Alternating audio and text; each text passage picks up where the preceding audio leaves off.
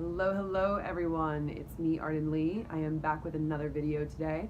I'm switching it up today. I'm filming out on my balcony. Happy June, everyone. It is gorgeous out. It's finally starting to break through the May grays and get some really beautiful blue skies. So in today's video, what I want to talk about are some of the sneaky ways that we block ourselves from receiving. I have been learning so many amazing things about myself lately from my amazing new cat, Edgar, whom I've had for about a month now.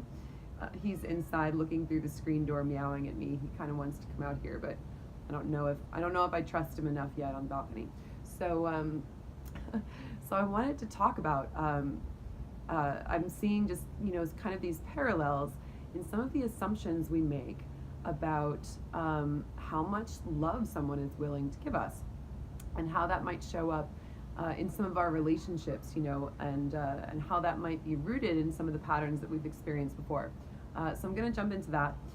If you haven't yet heard, the next iteration of the Repatterning Project, the 8-week container online that I have created that facilitates a comprehensive view of our human operating system, because we can learn how our beliefs and patterns form so we can work to backwards engineer and change them in order to optimize our lives for the kind of results that we want. Our next one begins June 30th. I am enrolling now. I'm so excited about the people who are signing up for this container. It's going to be super epic. So if this is something that you're looking to work on too, reach out to me, look in the description box. Also feel free to join my free group, the Repatterning Parlor. Go ahead and check that out and come over and say hello. Say hello. Super excited to get started. Okay, so so funny story. I love how most people make these assumptions that cats are not terribly affectionate creatures. And I think about that, and I think about the ways that that can parallel in our understanding of what modern relationships are also like. Edgar is, he's almost a year now, so he's still a kitten. He's still pretty rambunctious, and he loves to run around and has a lot of energy and just, zip across the apartment back and forth. And sometimes when he gets like this, I want to be like, whoa, just like slow down, man. Like, and he'll come over and he'll start biting playfully. He's not aggressive, he's just playing, but I'm trying to train him out of that. And I'm like, no, hey, hold on, And what I figured out the other day as this was happening is finally, like, I picked him up and I put him on my lap and he started purring and he just like chilled out. And I was astonished. This absolutely challenged everything that I thought I knew about the behavior of cats, because normally when you've got a cat who's like running around and being rambunctious, you think that they're being rebellious, you think that they're wanting to to not like be with you and cuddle, right? But I was like, wow, what if he's running around the house acting like a crazy cat, because actually what he wants is my attention. And it feels like when I hold him, it feels almost like it's like a weighted blanket. He kind of chills out, he starts purring, and he might only stay for a few minutes. But I was like, wow, what if he's doing this the whole time just because he wants to be held? And why was I assuming that because he's a cat that he would naturally have less of a need for affection than I would, right? We always think about relationships between cats and humans as being like the human always wants the cat to come and cuddle, and the cat's always like, no, leave me alone. I was like, wow, what if I've actually been taking for granted how much Edgar, my new cat, actually wants to be affectionate? There'll be times that I'm, holding him or we're cuddling on the bed together, and he'll get up and I'll think that he's leaving, but he's actually getting up so that he can like turn around and come back and plop down next to me again. And so I'm seeing all of these, I'm like, wow, what all of these places are coming up where I'm making an assumption about Edgar's behavior based on what I think cats are supposed to act like. Wow, how illuminating is that, right? So do I have to draw parallels for you about relationships? How we show up for those, how we receive. There were some blog entries that I wrote, oh gosh, it's got to be several years ago now, probably back in like 2014-ish, and I was confronting some of this in myself, in my past history, and I realized that I had been conditioned in some of my past relationships into assuming that my needs for affection were too great, or were at least always going to be greater than the needs of affection from the man in the relationship with me, since typically most of the time I tend to date men. And how this also goes along with the beliefs that we carry about men and how men act in relationships in our society. There is a lot of our culture that has trained women to appear or act emotionally unavailable because they're afraid of being the one who wants too much, right? Especially in my case when it came to physical affection. One of my formative relationships, I would say my most formative relationship, romantically speaking, that happened in my early 20s, my then partner, really shamed me for wanting more touch, for wanting more affection. I remember being out at a bar one time and trying to like lean in and, you know, for a kiss, for like a bit of a PDA or whatever, and he was like, no, don't do that. Like, he goes, rock and roll girlfriends are too cool for school. And he really wanted me to be like a rock and roll girlfriend, which of course meant that like he wanted me to have no needs, you know. So and I listened to that. You know, he was older than me, and I internalized that, and I was like, oh, okay, that's not the cool thing to do. I shouldn't do that. And when it came to even physical affection in bed, I remember he used to call me an octopus. He was like, when we go to sleep at night, you're like all these arms wrapping around me. It feels like there's like, you know, you're like an octopus or whatever. So I learned, you know, quote unquote, to back off and to give him more space. And then, you know, there I am years later, you know, and being with someone and, you know, spending the night together for the first time and not wanting to be that girl who's clingy, right? And I remember like, you know, I remember an instance of being like, you know, inviting someone to stay the night with me, even being scared to like invite them to stay over, because even saying like, hey, you can stay over if you want, like, who doesn't want a fucking place to stay after they come over and have sex with you, right? Like, why was I assuming that, you know, like, just assuming that someone was gonna like just leave my apartment was like the rock and roll thing to do. But remember, like, I was dating during my 20s in like the rock and roll scene in New York, so that was, you know, a lot of times that was standard behavior, because everyone felt like that's the way that we have to behave to be cool or whatever, you know. no wonder, you know, that whole, I mean, New York in general apparently, but especially that, like, it's terribly non-conducive to relationship, because everyone's always, you know, feeling like they have to care less. So so there I am, you know, with a new person, and you know, invited them to stay the night, and they, you know, and they accept, and then I do this thing where I'm like, all right, you good? Like, okay, good night. You know, I just like roll over the other way because I don't want to be that girl who's like, oh yeah, well now you have to cuddle me or whatever just because we had sex. And I remember, you know, like waking up in the morning and realizing, you know, as this person like hesitantly kind of reaches for me, and like the minute I kind of like lean back and lean into their touch, you know, that they like wrap their arms around me, and I was like, whoa, what if they actually wanted to cuddle with me the whole time, and I was the one who was blocking myself from receiving by assuming that they didn't want that, right? So I'm finding myself doing the same thing with my cat, assuming that if he's running around being crazy, it's because he, you know, has too much energy or wants to fight or wants to play or whatever. And I'm like trying to get him to calm down. I'm trying to get him to stop like biting my ankles or whatever. And I'm like, chill out, you know, I'm giving him a little bop on the nose or whatever, you know, trying to teach him out of biting before he becomes an adult.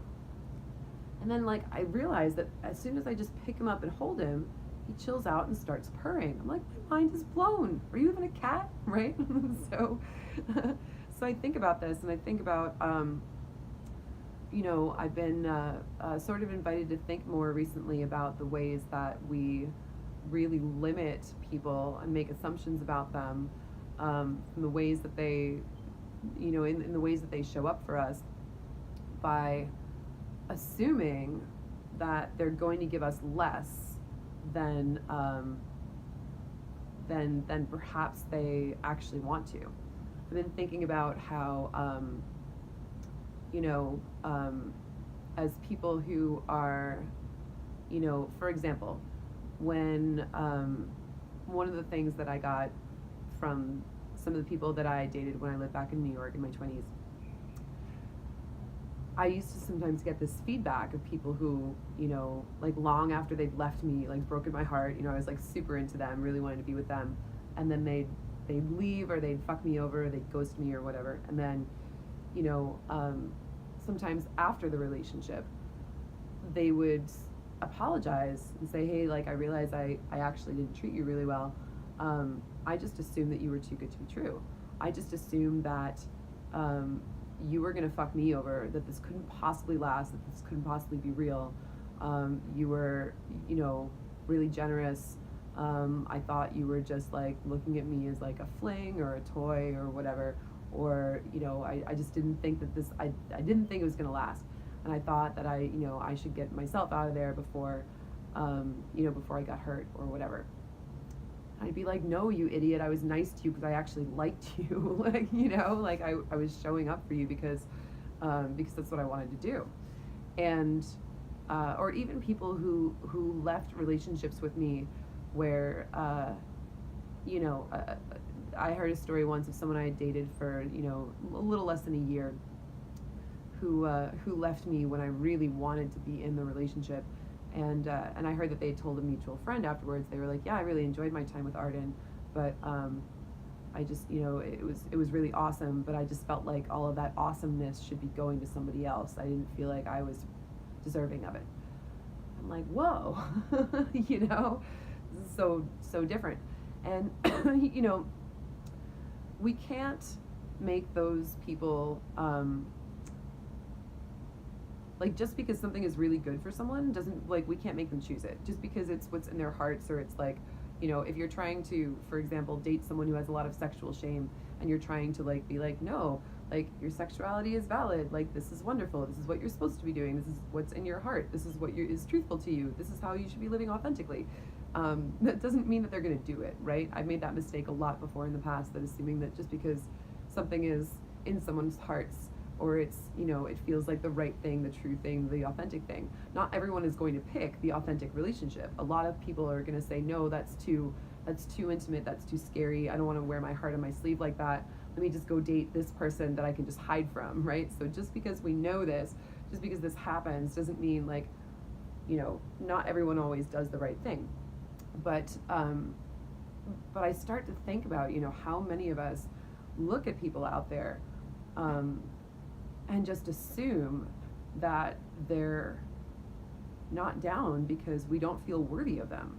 How many people do we look at and we say, like, oh, this must just be a fling, or this must just be, you know, like, I'm just going to treat this person like a one-night stand because they could never possibly want a relationship with me, so I'm just going to have sex with them because that's all I could possibly get out of this, because I don't feel worthy of actual intimacy or actual love.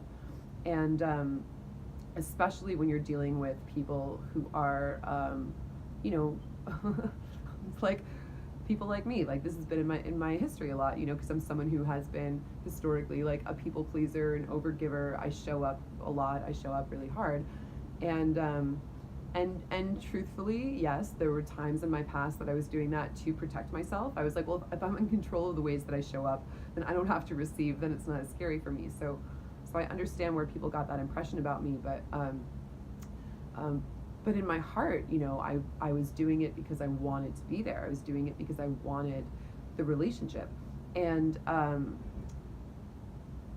look at how many people assumed that my acting in that way, that my showing up as this, like, too good to be true, was a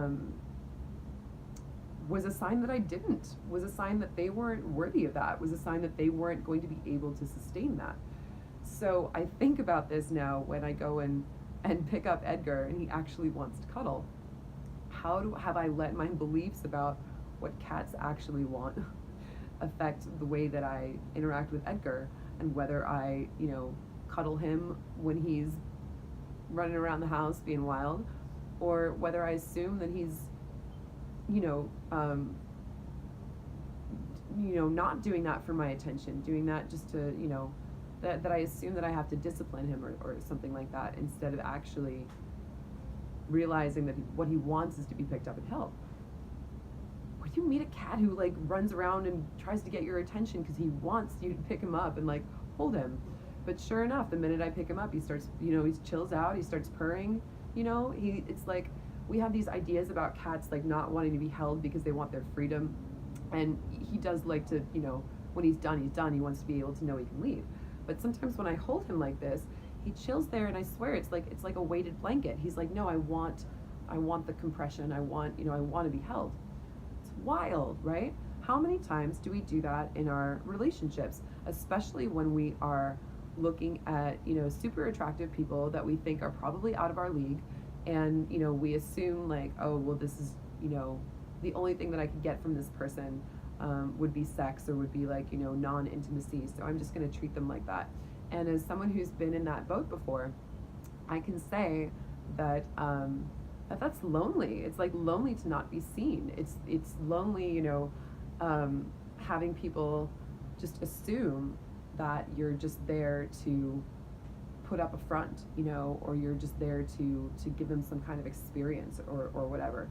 There's, especially when I was in New York, there was this sort of like almost like desperation energy with some men that I would notice from time to time with me, because they would be like, it was this energy of like, oh my God, here's my chance, right? Like, oh my God, I'm finally gonna get to hook up with Arden Lee, like, because I went out in the nightlife scene a lot, and like people, in New York, it's kind of like, it's not like you're famous, but it's sort of like there's just like this scene where kind of like everyone knows who each other is, and and I would go out and I would dress up and I would, wear my lingerie out to the club, and everyone kind of knew who I was, and I'd published a book or whatever. And, I'm not saying that made me all that special or whatever, but I had this image, I had this sort of like fantasy persona image. So there were a lot of men who, if I decided, oh yeah, like, let me try to explore things with you, there would be this desperation energy of like, oh my God, this is my chance. This is like my, and they would rush things, and they would objectify me, even if they weren't meaning to, and it would really put me off. And I would be like, man, I wish you, like, I don't know, I wish you would talk to me like as a person first, Sure, it takes two to tango, and, I wasn't in like the healthiest of spaces back then anyway either. And I was also probably in a way using sexuality to kind of escape a lot of my emotions. So I'm not surprised that that's the response that I received in return. But I just want to look at that and say, like, how often do we assume that people or relationships are too good to be true, right? How often do we disqualify ourselves? How often do we block ourselves from receiving because we make an assumption that's essentially like, tantamount to cats don't like to cuddle, right? It's amazing. Going into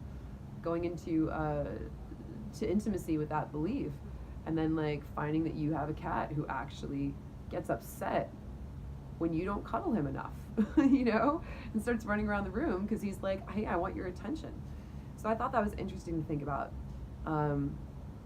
Lots of ideas about the ways that we block ourselves from receiving intimacy, from receiving love, from receiving affection, because we are limited in our ideas of what is possible for us.